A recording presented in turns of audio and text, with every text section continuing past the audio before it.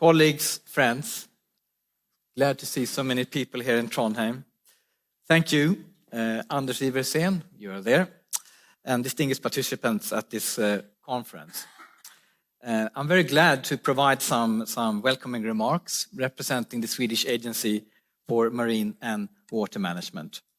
And let me first thank the host, Norwegian University, and the main organizers of the conference, the Norwegian Environment Agency, Hydrosen, together with the university, and SINTEF Energy Research and the Norwegian Institute for Nature Research, NINA.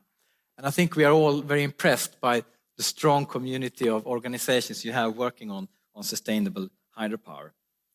Let me also thank the co-organizers, the program committee and the advisory committee for providing such an interesting and broad international program for the next few days. The Swedish Agency for Marine and Water Management that I represent is the government agency tasked to protect, restore, and ensure sustainable use of freshwater resources and seas, including fisheries management and fisheries management control. And we do this, of course, in partnership with many other organizations in Sweden. We are also representing and doing work on the marine spatial planning, and I will come back to that, the relevance for this work. So our role as a government agency is to ensure multi-sector engagement across government agencies to reach our national mission. And in that regard, we have a very strong cross-sectoral mandate in both the freshwater and the marine domains. And we report to the Ministry of Climate and Enterprise and the Ministry of Rural Affairs and Infrastructure in our Swedish system. So, ladies and gentlemen, we are very happy that this conference is referred to as a follow-up conference to the Sustainable Hydropower Conference arranged in northern Sweden in June 2019, almost 4 years ago. And that conference was hosted by us and the county of Norrbotten. And I'm also very glad to note that there are several colleagues from the county of Norrbotten in northern Sweden here with us today. The strong collaboration between Norway and Sweden on water resource management has been nurtured and formalized in 2 cooperative agreements during the period 2018 to 2026. The agreements have been entered into by the Norwegian Environment Agency and our agency, the Swedish Agency for Marine and Water Management. So both agencies, as we have heard, have a central role in the implementation of the EU Water Framework Directive in respective country, and we also work on marine affairs from different perspectives. And cooperation is essential since we share many catchment areas and have to deal with cross-border environmental issues, both in the freshwater and in the marine space. The focus on our partnership is on joint learning and sharing experiences on implementation, challenges and opportunities. In the 2019 conference in Norrbotten, that I had an opportunity to provide some closing remarks. Just let me reiterate them briefly and then set them in the perspective of recent developments over the past few years. In the conference, we noted that sustainable hydropower must be environmentally, socially, and economically acceptable to people and business and society at large. And to build trust is essential between both political stakeholders and other stakeholders in society. I will return to that. Secondly, water resource management needs to include both quantity and quality and take a catchment approach and include all uses. And we need to work more in what we call a nexus approach. And 3, governance concerns the fundamental goals, institutional processes and strategies that we have put in place for management planning and decision making. And we are very much dealing with the management aspect here in this conference. And finally, as Anders said, the conference helped to establish a stronger multi-sectoral community of professionals from regulatory, academic and corporate sectors. And we're very glad that this can continue. So, ladies and gentlemen, let me first address you on the topic of the conference from the perspective of the Swedish presidency of the Council of the European Union. And as you're aware, we are approaching the final month of the presidency, and our motto has been during this 6 months period, a safer, a greener, and a freer European Union. And this motto suits very well for the theme of this conference, Sustainability in Hydropower. Much has been accomplished during the Swedish presidency, and this includes legislative work related to the green energy transition, with progress on Fit for 55, and a final push on agreements on energy efficiency, issues like sustainable marine fuels, and rules to support electrification in the transport sector, all that relates to this conference. On competitiveness, critical for sustainable power production, has been placed on top of the EU agenda to boost growth and productivity. We work on key indicators of the single market, research and trade, access to capital, and to ease the administrative burden for doing business. And some of these issues also, as we know, we refer to what we heard earlier on and discussed in this conference on the taxonomy, for example. And finally, regarding a safer Europe, the focus is, of course, on continuing to support Ukraine for as long as it takes. As we're all aware, Russia's full-scale invasion of Ukraine resulted in a European energy crisis, a crisis that was put on top of the burdens on people of society following the ease of the pandemic. And Russia's aggression has now reached a new milestone with the attack on the Novakashoka Dam on the Dnieper River. And I'm certain that many of you professionals here, as I am, are very concerned about the ecological and the human sufferings because of this outrageous crime. A 10 package of sanctions against Russia has also been agreed, and we are working now together with partners on an 11 sanctions of sanctions underway. You may wonder why I'm talking about this, but I think it relates very much to the challenges that we now have to deal with together. So let me provide some overviews then on how we see these challenges and opportunities. On this exhibit, you can see there are about 11,000 dams that we have built in Sweden and that are part of our dam register managed by the SMHI.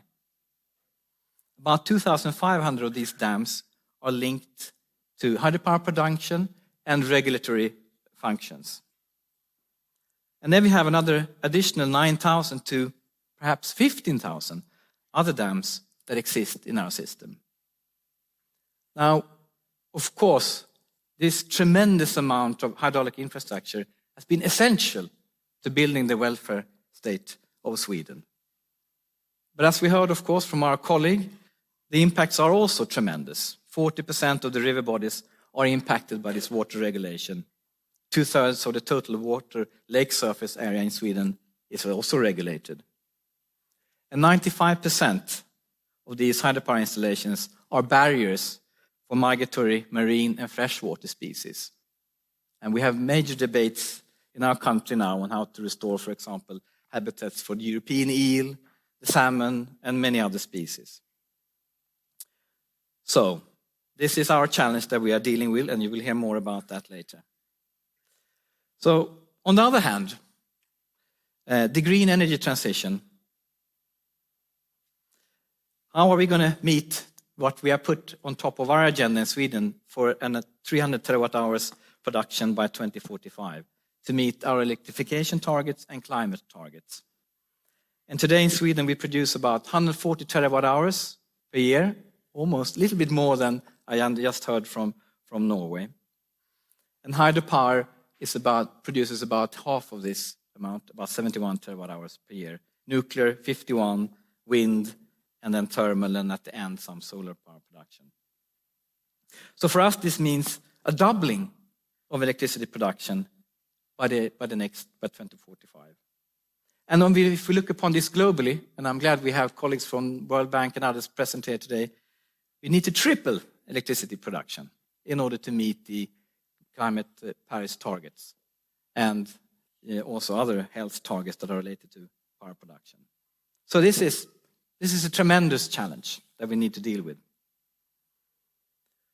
So how then do we strike a balance between electricity power production, not only hydropower, but production of electricity in general, and ecology, meeting the decarbonization agenda that we have put in front of us? So in Sweden, as we are implementing the EU Water Framework Directive and other environmental legislation, we put in place a 20-year plan to provide modern environmental permits for our hydropower. This was done in 2019. Multi-party agreement and part of legislation. But as I mentioned, because of the energy crisis and the situation that we have experienced of very high prices, we have the government actually decided to temporarily suspend this agenda until 2024. And this is because we really have to understand the role of hydropower providing flexibility in the electricity system and the role in the storage system. So we hope that this pause will be finished by 2024. We can go back on track, working on providing these environmental permits, addressing the environment, but doing that in a balanced fashion. In parallel, we are also working on a new marine spatial planning round to bring about another 120 terawatt hours of hydropower, of offshore wind power production by 2045. And you can see on the slides here some of those areas that are being looked at in the marine space. So that means producing as much offshore wind today as we are producing on land today. So what we can conclude is that a green-based, bio-based, or green energy transition really requires an integrated system planning and improved policy integration all the way from source to sea. Because these systems are, as we know, connected. We have to take this nexus approach from a very broad perspective from land, fresh water, and the oceans. There is lack of space for dams on land, and there is lack of space of new offshore power production in the marine space. And then, of course, we have to take a multiple approach in general and work on other measures. And in Sweden, we are looking at, of course, the shared investment planning, how we can look at the transmission grid also internationally and within Sweden. And we know that we also need to triple the investments in the transmission grid in order to take on board the new intermittent energy sources that we have. There's a new nuclear agenda being discussed in Sweden. Are we going to open up for new nuclear power production? We are looking at battery systems at large scale, also batteries connected to hydropower systems. And of course, all the issues of savings and efficiency. So in general, what we're talking about here now is relevant for the water courses, but I think we have to put them in a broader context as well and see how they relate to that. And this final slide, just to remind us again that we are also dealing with cultural heritage. We have to address that as we move forward with the new environmental measures and see how we link that to aesthetic values and cultural heritage in our freshwater systems and the marine space. So with that, Anders, thank you so much for organizing this, all of you, and we are very glad to be here. We have a big team from my agency, from the private sector stakeholders, and from the other government official bodies. Thank you. Thank you so much, Jakob.